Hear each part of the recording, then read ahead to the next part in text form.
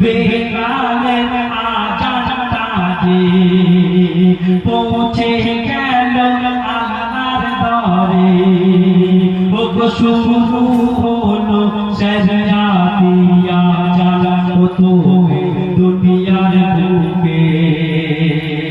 আল্লাহু আকবার, আল্লাহু আকবার, আল্লাহু আকবার। হযরত বেলাল যখন আজান দিলেন এবং এই আজান ধীরে ধীরে আর মহল হয় আমার আল্লাহ দরবারে যখন পৌঁছে গেল, এই আজান যখন জিবরিল আমিনের কানে গেল, তখন জিবরিল আমিন কি করছে শুনলেন? ও